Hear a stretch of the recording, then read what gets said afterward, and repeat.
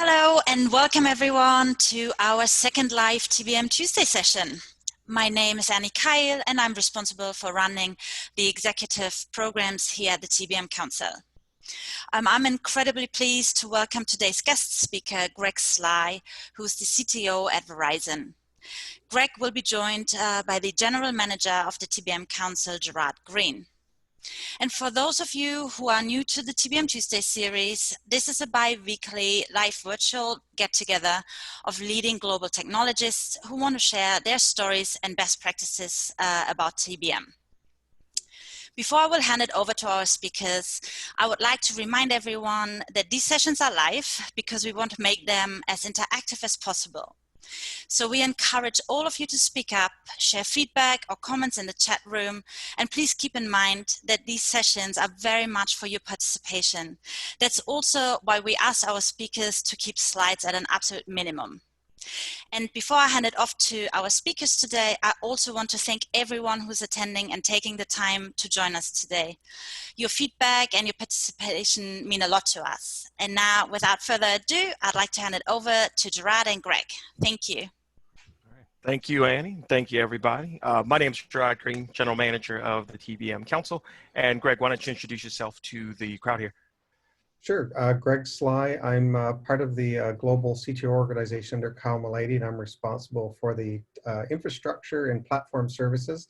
So I'm SVP and CTO for that area of the company, which includes, probably many don't know, part of Verizon is AOL and Yahoo are part of that, the family, and Riot, which is the Academy Award-winning animation AR/VR company. We also have Edgecast, the #2 CDN in the country, or in the world, I should say, and Uplink as well, which delivers a lot of the answers that they're for like Disney, Hulu, Netflix. So when you're sitting at home and your kids are watching Disney, it's coming across our CDN and stuff. So if it's my area is pretty much anything that's not a cell tower or an undersea cable. If it's data centers, corporate stores, whatever, the infrastructure for those follows under mine. I've been about 18 years now. So. Wow. Yeah, thanks for the overview, Greg. We talked yesterday about how vital kind of this network backbone is, particularly with my kids home watching Disney Plus and Hulu and all their shows. And so really appreciate you and all the work you guys are doing there. Let's just start with you and how you and Verizon got here. Can you give us kind of a glimpse into what a day in the life has been for you over the last 7 months as you've managed disruption just like every other IT leader on the planet? So, Verizon's about 140,000-ish people. So for like many of us, it was, how do we suddenly shift to everyone being at home? Other than essential data center staff that had to be physically in the location, it was how do you get 130, 140,000 people enabled and working from home. So we were able to do it in about a week to 10 days, which was pretty amazing. Fortunately, being a network provider and a telecom company, we're well positioned. And with our internet muscle on the AOL and Yahoo side, we're pretty much able to say, pick up your laptop, go home, plug in, and we had ways, getting 10,000 remote call center agents at home as well was a challenge. So like many of us, since we're a technology company, the lift wasn't easy, but it wasn't hard either. We were well positioned for that going down the road. So what became more was, everyone being locked at home for several months has become the bigger challenge now, as opposed to the technology side of the equation. So yeah, definitely. Let's take it back for a minute. So you've been at Verizon how many years now, Greg? About 18 years. I started at Yahoo. So I was actually part of the Overture acquisition in 2002. So I've been here since, other than a couple of years at Intuit. Got it. So take us back a little bit and talk about the intersection of sort of your journey and your discovery of TBM. Where did that journey start, and what were some of the drivers for it? So we've been, using TBM for a couple of years now, and really how the journey began was as the budgets got larger and larger, kind of as my role in the company grew and responsibilities, and AOL, Yahoo, Riot, we all became part of the parent company, and that, it's the budget's, a couple of $1 billion. when you start to get into that, it was getting my arms around, you know, thousands and thousands of lines in Excel spreadsheets, right, that are like detailing all of these costs. Mhm. So we really needed a tool that was going to help us mine that data and then cluster it and then put it in a way that we could digest much better, because it was just too much. You can imagine thousands and thousands of network circuits, Oh, yeah. you know, data centers around the world and stuff, and managing all that. So it was really, when we were working with our finance business partners, trying to find a tool that would help us do some forensics and analytics on this Mhm. just massive amount of data. Yeah. Yeah, we see that being kind of a primary driver start a TBM program, right? The ability to wrangle that data to be able to get an informed set of insights. I hear cost pressures, I hear M&A or consolidation of the environment. Those are certainly catalysts to drive change. If you talk about your specific TBM program for a minute, what's covered within your program and within your model? So kind of all the areas that I talked about, but let me go one layer down on the onion. So it's all of the network circuits globally. You know, they're not related to the cell phone service. It's all of the data centers and data center expenses. It's the storage, which is about, you know, accommodates about 2 exabytes of storage out there. It's 400,000 or so servers. It's a private cloud. It's a public cloud. What else is all in there? All of the things to do with the CDN and 250 POPs globally. So it's basically all of those, all of that infrastructure, you know, tens of thousands of network devices and all of the costs of with all the procurement of the capital that we spend in supporting all of those, and the OpEx costs as well. So all of that now we've integrated into TBM, and we have a picture on all of that. So that's not how we started. It was, you know, because that's Right. rather large nut to crack, but we started initially with like just our network expenses, because those are some of our biggest. And then we had to kind of keep adding and adding and adding over the last couple of years. So that's how we started Yeah. on it. Yeah. Yeah, and in terms of kind of getting started, some of the initial insights, what were some of the things you were able to see and unearth that you weren't able to do in the previous kind of spreadsheet-driven model? Well, kind of going back to the old Excel pivot tables, which I'm sure everyone's really familiar with. What we found when we started to pull the network data in, and this applied to the storage as well, because we had, you know, 30 wonderful flavors of storage devices across the company.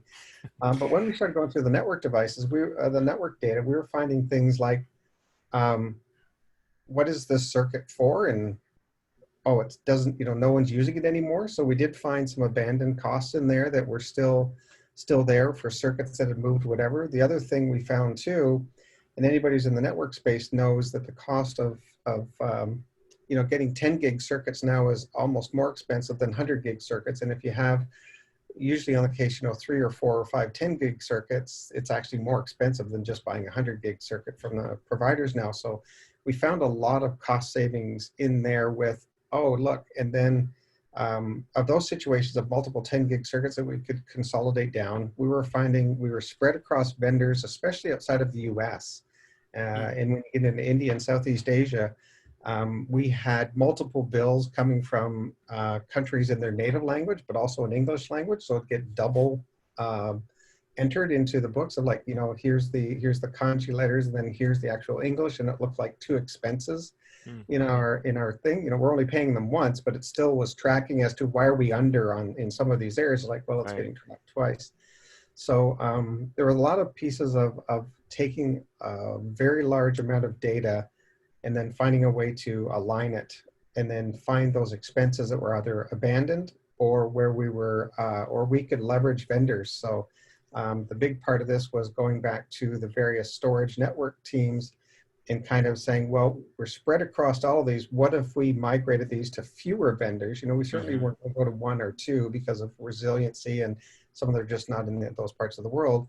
But we didn't need 100 network vendors. We didn't need 30 plus storage vendors. And then your buying power, of course, with those vendors Right. that you bet on got much stronger, because you could now go spend, you know, a much larger spend with them, which their sales teams love, and bigger discounts. So over the course of it, we were able to cut about a third of my OpEx expense budget out in the first 2 years of literally just better buying power, consolidating costs, aligning on vendors, finding all of those expenses that were no longer accurate or no longer circuits we weren't using, end of life, end of service life contracts, those get quite expensive as well. We don't support that anymore, but if you pay us a bunch of money, we'll give you, security bugs, and just canceling a bunch of those contracts and then consolidating contracts. Well, yeah, you've been certainly busy. And again, I think that's the crux of what we want to discuss today. Again, this chat being around optimizing your OpEx and vendor spend for your infrastructure.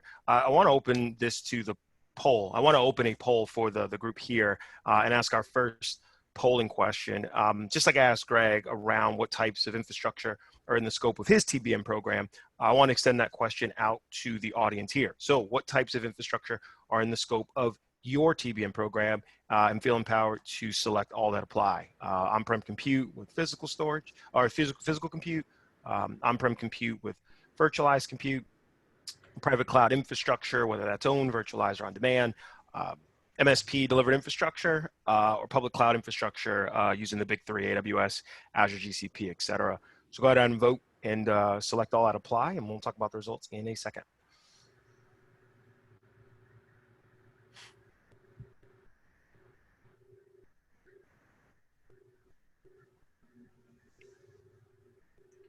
And Annie, we'll just give it a few more seconds while the popcorn pops, and once we get the results, we will discuss.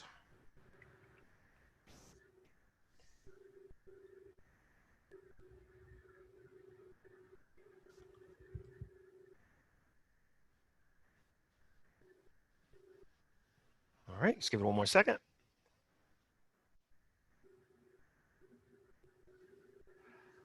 All right, look, got a lot of activity in. So it looks like, and it doesn't stack rank, the overall was public cloud infrastructure being in the scope of infrastructure in the TBM model, which is a great segue. We're seeing public cloud spend becoming the largest area of tech budgets. You're getting incredible agility, incredible elasticity, scale, and in some cases, new services that you'd never be able to build as quickly online yourself. So no surprise to see public cloud infrastructure here, followed second by your on-prem compute with virtualized compute. Greg, you can take a look at some of the results. Anything strike you as par for course, standard? I'm thinking the same as you, Jared. It's about where you'd expect with a lot of, the AWS, Azure, Google Cloud, with more and more of the public cloud infrastructure. And as the business starts to understand what that means, there's the initial rush to the cloud, which was, let's everybody get there as quickly as you can. And now it's spending more time on what are our true expenses there for other egress expenses, depending on what you have. There's also have you got right-sized containers? And then I think the bigger one for the finance people is really, is it cheaper? Yeah. And I think that's a debate that's going on right now of, well, maybe it's not cheaper, but it certainly lets you move faster. And I think now we're getting into the discussions of, is it the company's agility and ability to move fast, or is it cost we're optimizing for? Because, on-prem can, in cases, be less expensive, but there is the whole procurement process about, provisioning your own stuff on it, where if you're in a public cloud, it's like, give me 1,000 more instances and you just turn it on. So, Right. So I think it's interesting as we mine and get more and more detail on this data, where that's going to lead. Yeah, it's compelling, or is it both, right? We want the speed and the agility, but we also want the ease of purchase and the ability to move quickly.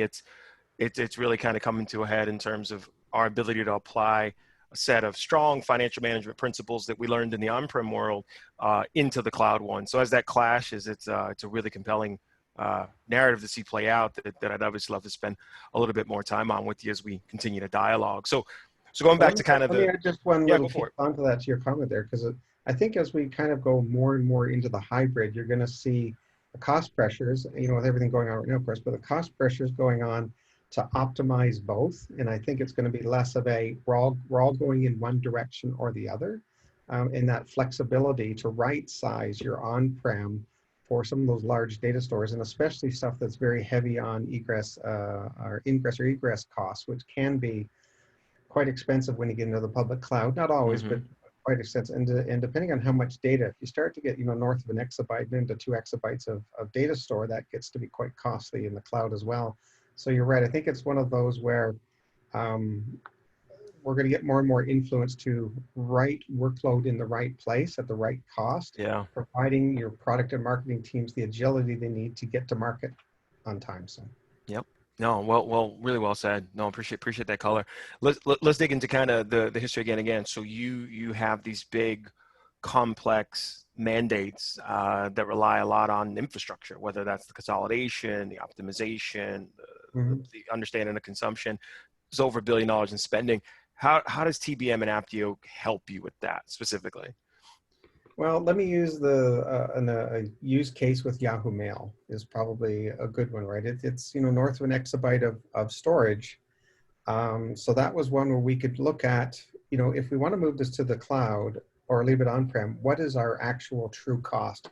Because once you start to layer in mail farms of that size with the capital budget tied to them, plus the OpEx related to running a global mail service, plus the network bits. And then you start to say, if I lifted that into the cloud, what would the cost be for that?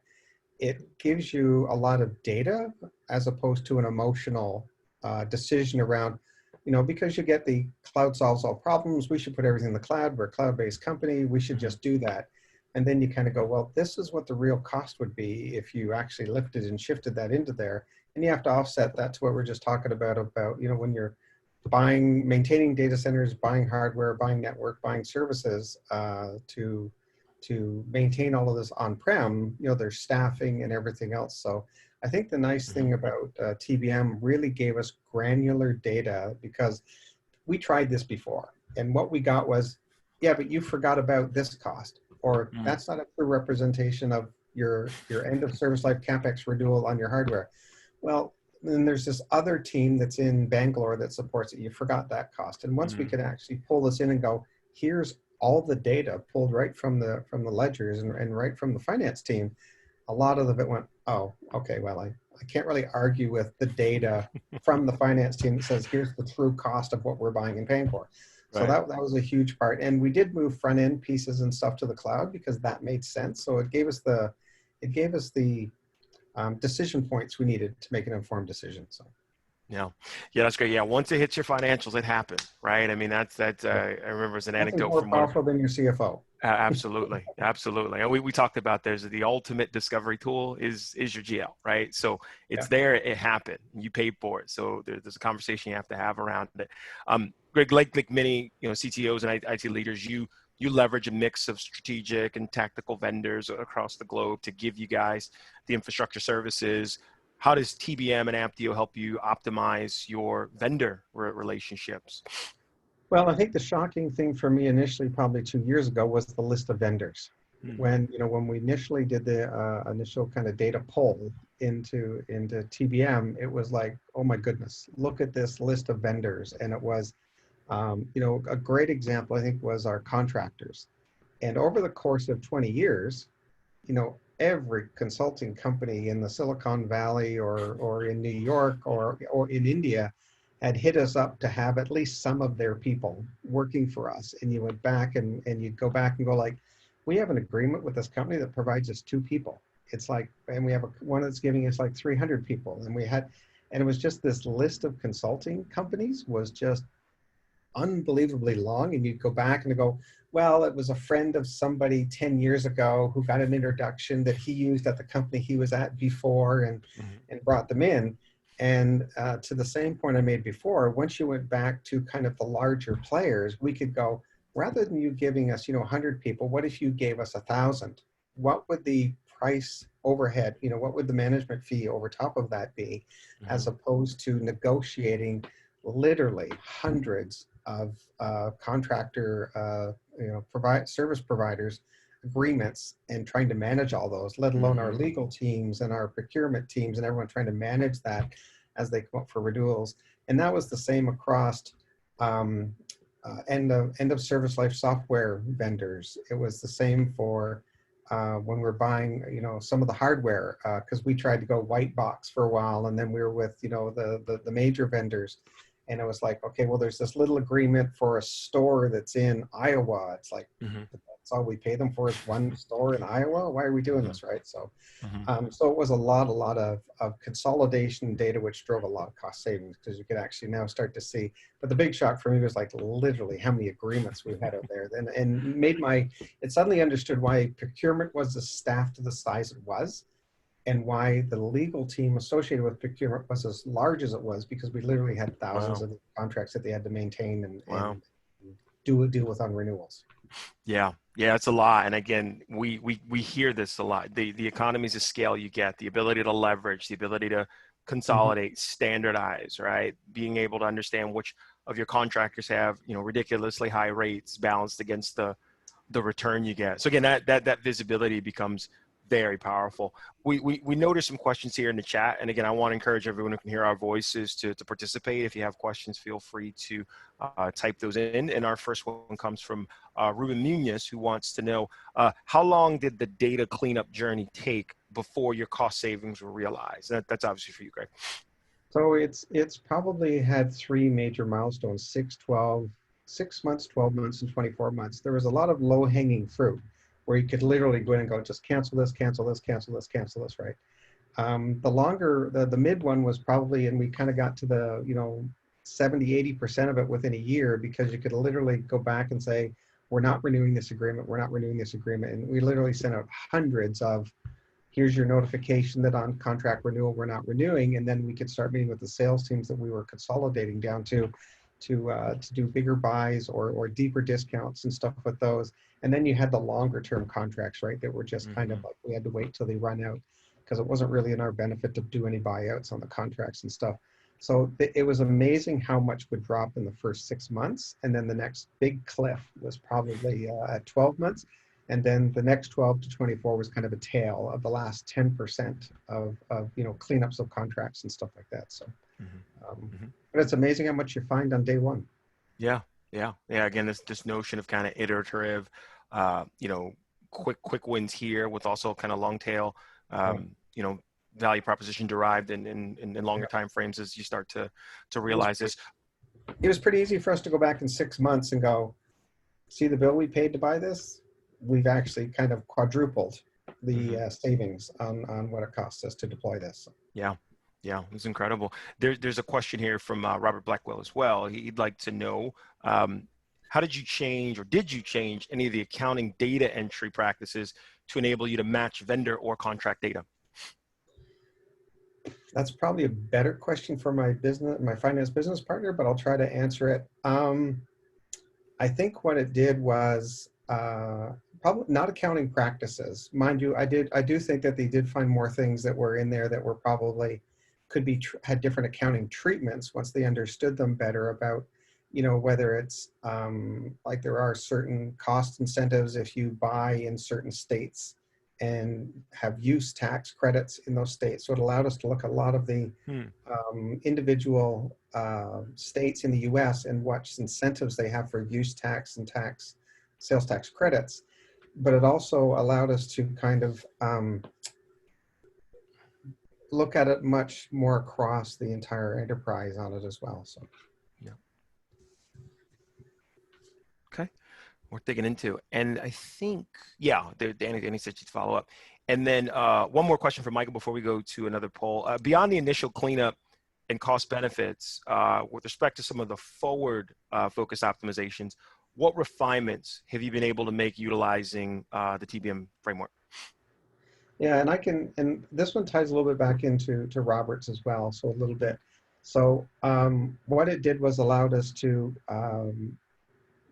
clean up our cost centers, clean up our product definitions within the accounting tables, because honestly, 5 years ago, trying to cut a PO, it was a drop-down menu with a long list of things, and you hope you pick the right one. And 50% of the time you got it right, and then your procurement team would have to kick it back to you to say that's the wrong one you put it in.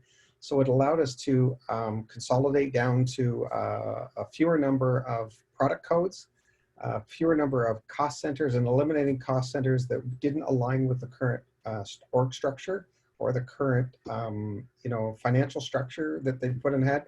So it actually gave the finance team an opportunity to go in and clean up a lot of legacy stuff that had been there forever, and kind of implement I wouldn't say simpler, but certainly a cleaner, more intuitive way to manage it. Because anything that's grown over 20 years, you have that legacy, whatever. Oh, So yeah. it also gave the finance team some insights into, you're right, we do have like 10,000 cost centers here. No wonder half of these get submitted wrong, right? Yeah. And you're able to build some intuitive ways in to do it. So, so there were pieces around certainly cleaning up the financial practices that way.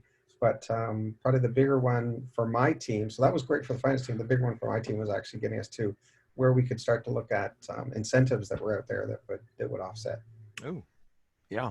Yeah, it makes a lot of sense. And Greg, one of the things that I don't know if you're familiar with, we've certainly seen it a lot in our base as well as some of our prospects. If they're aligning to kind of Gartner's 4 levels of IT cost optimization, where they kind of look at the value you derive against the difficulty against it, the conversation we're having today around procurement and vendor is at the first level of that, right? So the ability to set the right price and terms, the ability to leverage your buying power, the ability to consolidate and standardize the way you work with your vendors. So right after labor, right, which is typically the biggest portion of your spend, they're vendors. And so again, the ability to just get here, we often find pays the way to be able to move forward. You've established credibility, you've established that the program works, you've quelled a lot of those, dirty data discussions with finance and really built the opportunity to move up, to then talk about efficiency gains, to talk about consolidation across your stack, to talk about shared services and then portfolio and then chargeback. So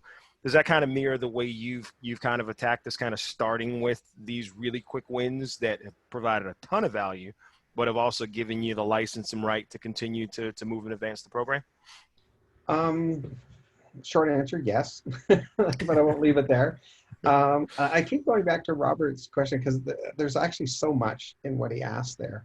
But to your point, where we went further was, now you can align some of your vendor contracts and some of your expense around what the finance rules are around, delivery, 90-day or 60-day or 45-day, whatever, delay on payments or whatever your company has set up. Because, as you can imagine, with a company this size, it was a bit of, a little bit of everything, pay on delivery, pay on 30-day, pay on 90-day. And of course your CFO is going, no, everything is 90-day. And you've got some small vendor that you use in Georgia who's going like, I just have a small company. I can't wait 90 days for our money. So it gave us a lot of times to go back and align our contracts and stuff and align our payment terms and stuff. And what gave us much better forecasting on our expense, on our OpEx, because then you knew you didn't have these surprises of like, we're expecting a very smooth, flat transition of our cost versus expense. And then you get these odd spikes because the contracts don't align. And then you end up with a bunch of people responding to, oh, I need to get that paid by Friday. Can we now do an out of band escalation to get this vendor paid and stuff? So yeah, it did a lot of that as well. So. Got it. And one more question from Louis Garcia. He wants to know, appreciates you articulating your approach. Curious to know from your point of view, right? What role did Ampdio play specifically in helping you identify, whether that was through the product or through services? What role would you say Ampdio played in helping you identify some of these vendors, their charges, their structures, et cetera? So this is one of the things I alluded to before, but probably didn't articulate very well. And that was something that was absolutely true. When you go state by state, right, you can get different tax rates, of course, but there are different, we were seeing different vendors charging us different rates, even by state. Some of those, like, with California or New York, there are surcharges for certain things that you have to accommodate, but at least that was a known now and not a, I wonder why we're paying, $10 more an hour for contractors here, right? It's like, okay, well, there's some legislation to deal with, which gave us, again, a much more thorough understanding of our overall headcount expense and overall, soft costs that were coming through, right? And labor costs and stuff going through, which also peeled the onion for what was actually true cap labor and what was actually, OpEx labor. Because, as we get more and more into the accounting pieces with the development, they're looking at, how can you support your capital labor numbers that you put out there? Because as for many of us, the numbers get quite larger. The expectation is you'll be able to turn a lot of this in. And this gave us the very granular data then to be able to detail, here's the people that actually work because of we had it tied back to the job codes, the product, and that they're developers. So rather than using your whatever Workday, SAP, or PeopleSoft data to say, hey, Jared's in a software development thing, so therefore 70% of his work is now cap labor, you could actually track it back to actual labor expense and product delivery and time to market, and actually get much better cap labor numbers that were supportable by the auditors that they believed. So right. Very key. This is great dialogue, great questions from the audience. Keep those coming. We absolutely love this energy. So Greg, you joined Ampdio's TBM Council Board of Directors this year. You've been an incredible addition, and one of the things the board does is we meet often. We've had kind of our 3 kind of board meetings that are standard this year. We've had our virtual event back in May. The reception's been incredible. One of the themes that we've talked about when we get together is really around your ability to see what other in-role CIOs, CTOs, and even CFOs are doing in response to COVID. And when we kind of had our board evolution back in Q1, we were right in the throes of this, right? We were having a conversation in March and saying, all right, this looks a little different. How are we going to hunker down? And I remember some of these incredible conversations we had. The net of it is, how we talked in the beginning quickly, but how are you using TBM to help deal with the disruption caused by COVID-19? What are some of the insights, some of the decisions you're able to make because you have TBM and Ampdio at your disposal? Yeah, so there's a couple of areas there, and I think probably like most people, when this initially happened, I wouldn't say the checkbook was wide open, but it was like, we have to get people working. So let's get people, whether it's remote access points, whether it's VPN licenses, whether it's we need laptops for people that don't have them, we need monitors suddenly for people at home, and whatever other peripherals that they needed to work. That suddenly became a, look, we just got to get the company working, so go spend what you have to do. So what we're now able to do is go, okay, what was the true cost of that, of everyone going to work home? And now what we're doing, of course, like most of us, revenues changed. Some went down, some went up, some recovered, some have not. So it's now forcing us to kind of look at Q3, Q4, and next year of, if revenue trends stay where they are, what does that mean for my expense? And what does that mean for the company and our forecasts? Because, for us, for example, on the CDN side, everybody went home. So Disney Plus, Netflix, Hulu, all of those went through the roof. So our utilization on that side. But with the cell stores closing, we had fewer people going in and buying cell phones. Right. So, but they're still ordering, and the curbside drop off and deliveries direct to home and stuff. But that's not the same as 1,800 stores with people walking in to buy cell phones. So what Ampdio did was really give us the data to look at what was the expense of people moving home, what are the new expenses we have of people going home, whether it was people needed internet service, they needed whatever. But we also had, like at Yahoo, where we had food program and stuff, that's all closed down, so cost savings there. So it was a huge analytical tool for us to understand the true cost of going home, weighed against what will that model like going forward versus what does that mean for our budget for both capital and OpEx in Q3 and Q4 and next year, based on if revenue stayed where it was, what if revenue comes back up, and what if revenue declined, because we don't know what the future still holds for all of us, right? So we had to make a lot of assumptions, which gave us some great financial modeling on what those real expenses were. So Yep. Makes a ton of sense. And then in terms of, I appreciate you starting with the context of saying, okay, we didn't get a blank check, but we did see organizations particularly asked to slash cost and manage cost and be conscious of the new budget and have to scenario plan and rapidly iterate on whatever they built in a spreadsheet for 2020 in 2019 needed an audible. And so I want to kind of throw that polling question, our second polling question, to the audience around what's been the impact of COVID-19 on your budget? Or I should ask it differently, what's been the impact of the disruption caused by COVID-19 on your budget? Has it increased? Has it decreased by 10% or less? Has it decreased by 10% to 25% or more? Has it decreased by 25% or more, or is it still, hey, we don't know. We're still in the throes of this, and it's a TBD. So let's put that polling question out to the audience, and Annie's going to open that up in just a second. And while they're filling out the polling question too, I'd be interested, maybe we'll bring it up the next board meeting, but we had the go spend what you need to spend to kind of get the company working from home. And then of course we had the CFO show up later and go, great, you've spent this bucket of money. Now where in your budget are you cutting back to make, and they go, what do you mean? I thought this was a free money I was going to get to do. It's like, okay, you spent, this many millions. Now tell me in your budget where you're finding those cost savings to offset what you spent for COVID. So yeah, well, yeah, a little tricky.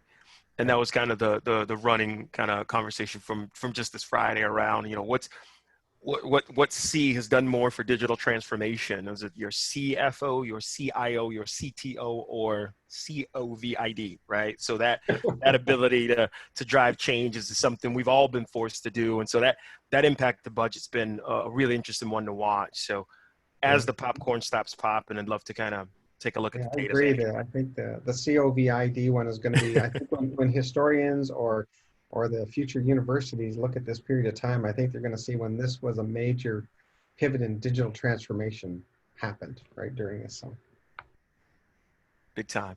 And Greg, look at the data, right? So you kind of cut it down the middle, and you're almost a quarter, right? About a quarter of the respondents saw an increase, which I'm not surprised by. Go do what's necessary to keep the lights on, keep the business afloat, maintain continuity. Some saw a decrease about 1 to 10%.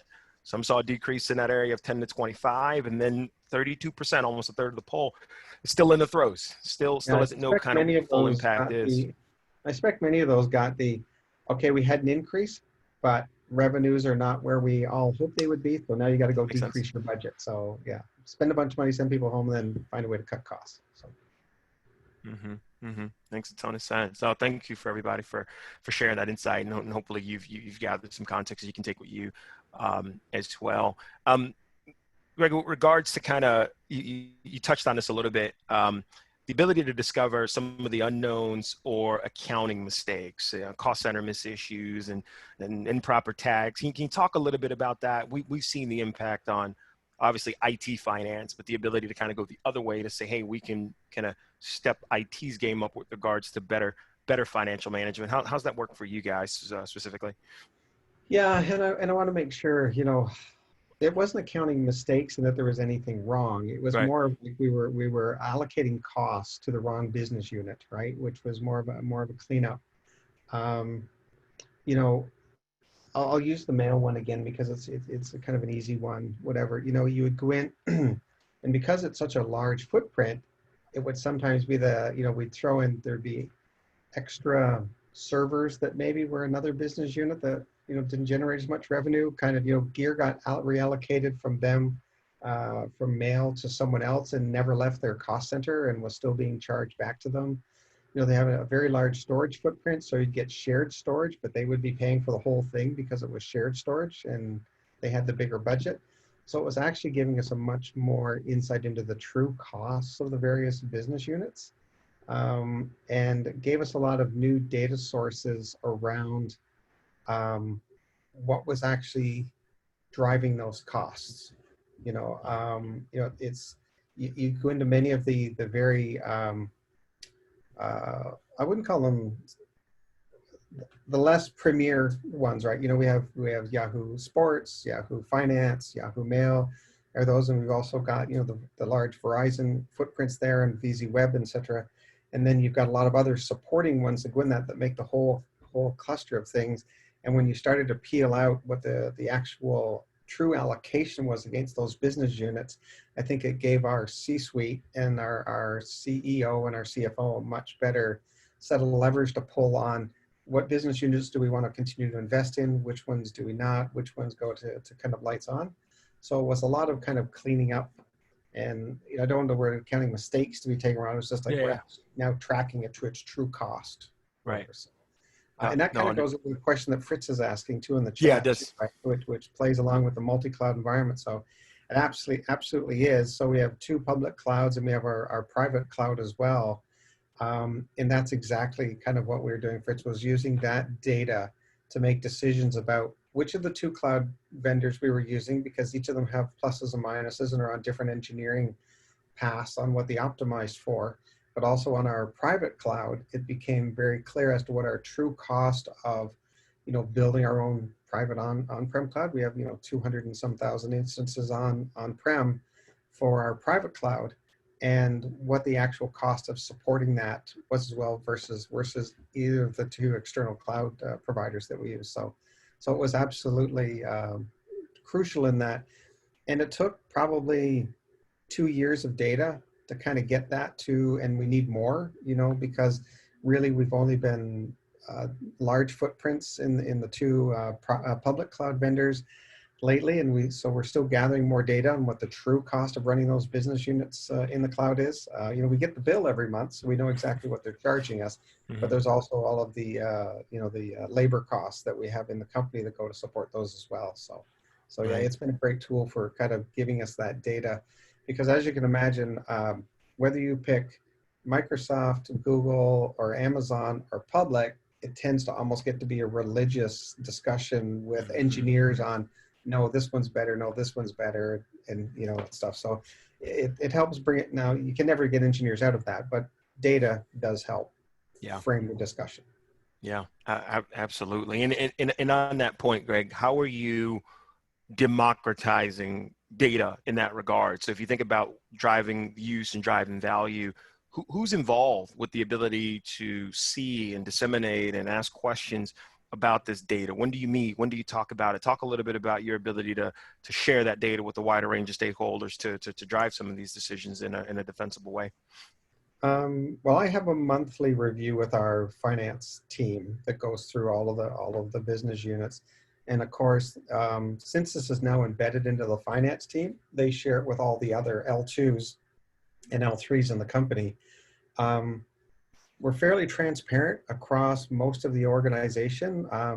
It's like, do we give, anything that would be confidential or shareholder, type data to the engineers? No, but if they want to, we do have a way to slice and dice the data through Ampdio that says, here's what the cost of your labor and the capital you've got against it. So we don't pull revenue numbers in, of course, for that. But we share it pretty much out, and then we have a quarterly meeting where we go to the C-levels and kind of go, here's the financial data across, but our finance team uses it daily, right? That's kind of our biggest tools. Between Anaplan and pulling the data into Ampdio gives us that next layer down to kind of use it on pretty much on a day-to-day basis. And weekly, when we do our capital allocation requests, all of the asks coming in for new data, we leverage it for that, for, again, what's the revenue you're projecting versus what's the true cost we've got in Ampdio of what that is, and kind of make sure that, what they're asking for aligns with where our investment portfolios are, or where we're spending money. So we spend a lot of it in there as well. So it's kind of it's almost a near real-time tool, but it's spent a lot with my directs, myself, and certainly throughout the finance organization. Yeah, we certainly, there's that element of better together. We run into a lot of conversations with our buyers about, does Ampdio work to replace Anaplan, or does Anaplan work to replace Ampdio? I think you've articulated the value of kind of letting finance have their tool, letting IT have those, but the monthly reviews, the cadence, the ability to model these costs in a way that speaks the language of both groups is what we've seen. It's definitely an and. It's definitely an and, not an or. Yeah. And then again, how does the finance team work to kind of hold you and your teams accountable for those costs, right? So the ability to kind of to leverage and live in both places. How does that work in your organization? I think it's just what I kind of outlined, the monthly and quarterly meeting. Well, there's weekly with the level below me, right? But mostly at my level, it's a monthly review of how we're tracking against our OpEx and CapEx plans. And the one that was really useful to me last year was, okay, we went through, approved this capital expense, but it never arrived on the loading dock. So you'd get this Q4 like, hey, we're underrunning capital for some reason. They go, well, we've been tracking all year that we've been spending this money as planned in the quarters we expect. And then you'd kind of go, oh, right, there's the 90-day delay on payments, and you think you have all this capital to spend at the end of the year, and you go, yeah, actually you don't. It's actually just the bill, the 90-day delivery or delay on paying is going to eat up a lot of that. But also through Ampdio, we know when the stuff arrived on the dock, and then we started accruing for it being physically on our premises, because on the truck didn't count. It had to be actually, on the loading dock. And through this, we could actually get a receive date as well. So we would get the order placed, order processed, order received, so that we actually knew those delays and timelines of gear actually showing up. And that's become a little bit more important this year, because delivery times are all over the map, right? Things open, they close, especially when Southeast Asia started to close down a bit. Getting hard drives, memory, network devices, etc., was exceptionally hard because rare earth minerals and a lot of the components were made overseas. And being able to track all of that when it's showing up was hugely beneficial to us, to know how we're actually tracking against our spend and not think we had an artificial shortfalling. Yep. Yep. There's kind of one of everyone's favorite topics is usually around allocation and consumption. Can you talk to me a little bit about your allocation model, and then how do you work to either shape demand or at least influence demand based on consumption data? Just talk a little bit about your strategy there. That's probably another half hour. So yeah, kind of Anthony's question here in the chat, I guess. So yeah, so it was a little bit of work, not a little bit. It was a lot of work up front to kind of get the data allocated to the business units and kind of go through all of your inventory that you have. Not everybody has a CMDB, so they usually have data dispersed through several inventory collection software programs or scanners or whatever, and it pulled it back, and then it was literally throwing bodies at it for the first 3 months to kind of get that data into a format or into the tool that we then knew what hardware was actually allocated to every single service, or I should say it the other way. Every single piece of hardware had to be allocated, associated back to something. Sometimes it was more than one if it was a shared server, for example, but mostly it was allocating every single device we had in the company back to a cost center somewhere, which allowed us then, as we did new purchases and new acquisitions and we could just add it in. So, but it was a lot of, I don't underestimate the amount of work that we had to do with our procurement team, our finance team, the Ampdio team, etc. It's not a run install and it all works, right? There is some investment, but it's really paid off. So, yep. And then that brings us kind of to our last polling question. When we still got the audience actively engaged, I'd like to kind of ask the audience about their business accountability, or holding the business accountable for infrastructure consumption. So Annie's going to throw up the last poll, and I'm going to ask, how do you hold your business accountable for infrastructure consumption? Is this charge those business units for the infrastructure they consume directly? Is it burden the cost of services with the infrastructure and charge the BUs for the cost of those services? Do you hold the application owners accountable for the consumption of infrastructure they drive to deliver those applications? Do you hold the infrastructure leaders accountable for hitting targets where you can get into some really cool incentives? Or do you use industry benchmarks, whether those be from Gartner, McKinsey, or whoever, to review costs and set targets? Or is there another approach? Share that in the chat. So while the popcorn's popping, we'll have that discussion. But yeah, that's the final polling question, and be curious to know where you guys stand on this.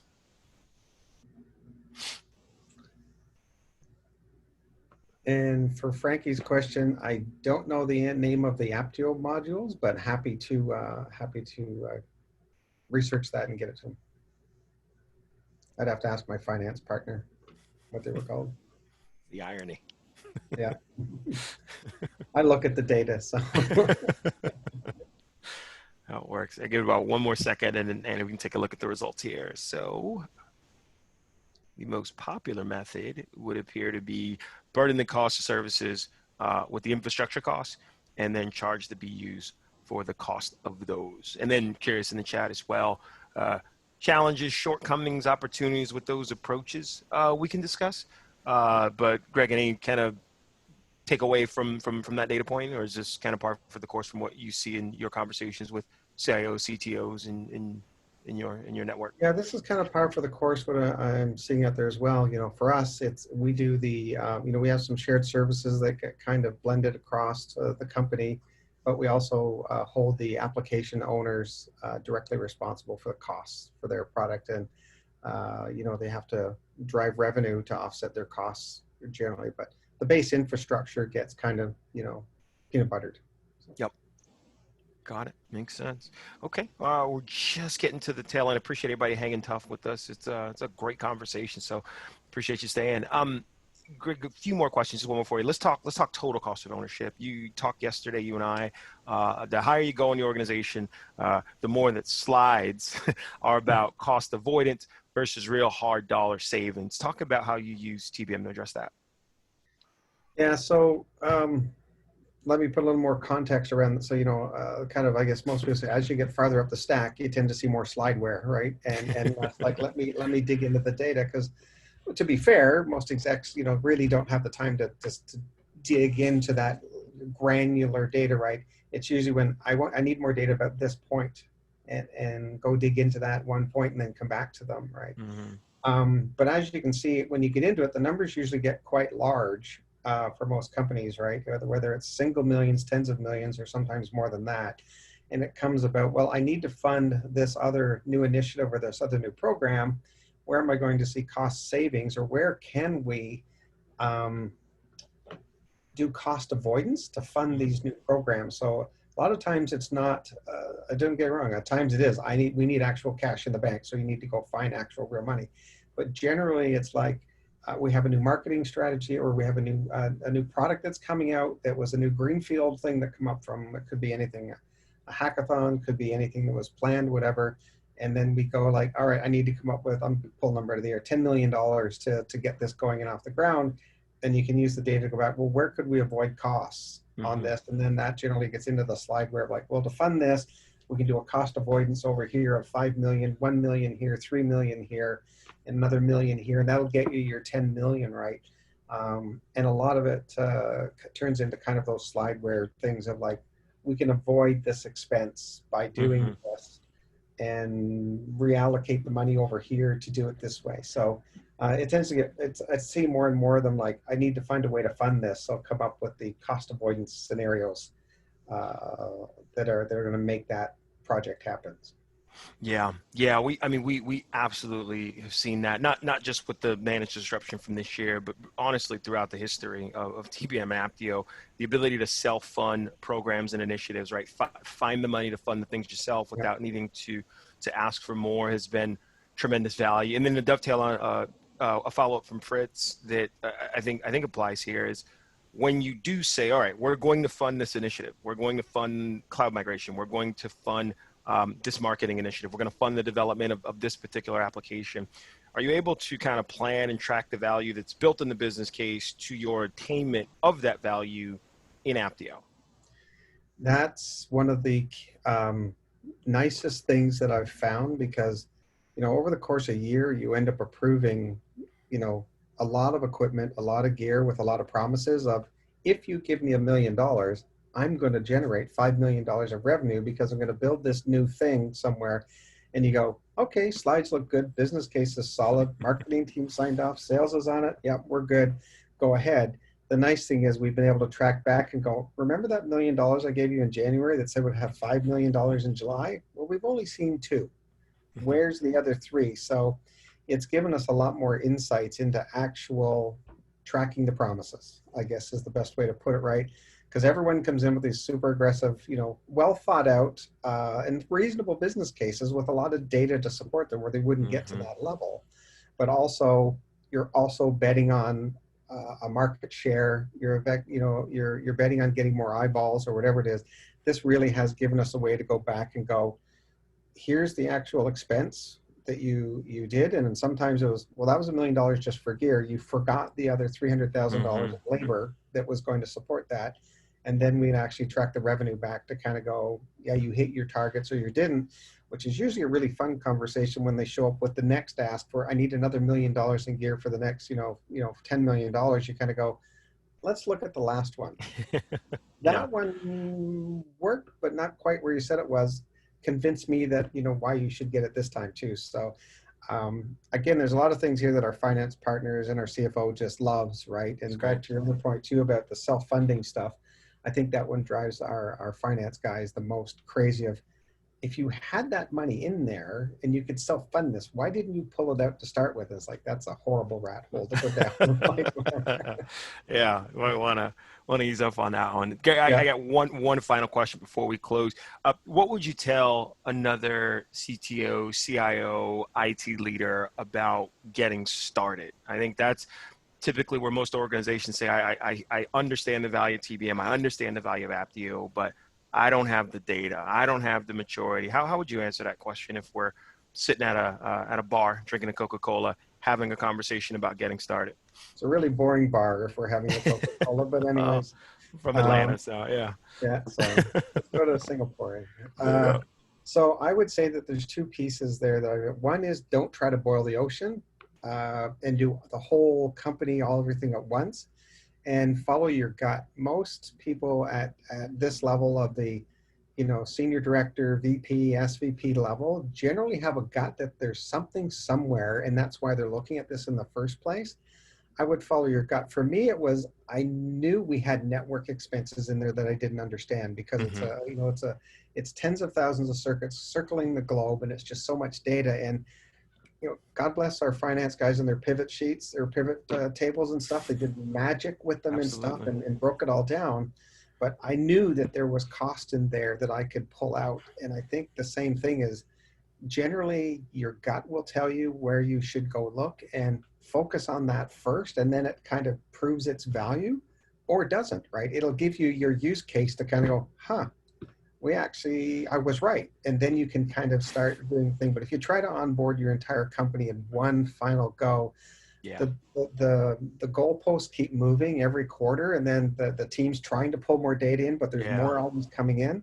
So for us, it was like, find something you're passionate about that you think has the cost savings, or the level of, you don't have the level of understanding you want. Focus on that, get that done, and then allow to prove that you're going down the right path or not. So yeah, that's incredible. Don't boil the ocean. Follow your gut. I think I couldn't come up with two stronger takeaways on the notion of getting started, getting the value quickly. So Greg, I just want to thank you on behalf of the council, the leadership team, our audience, Ampdio, for being such an incredible guest today. I also want to drive a shameless plug for our next TBM Tuesday session on January 28th, which is about using TBM to drive consensus and self-fund innovation. So again, dovetailing right from this topic, my buddy Keith Bartholomew's Global VP and CFO at Brinks is going to talk us through how he has been able to do these things, drive the accountability, gain consensus, self-fund, and build credibility for his team and his program. So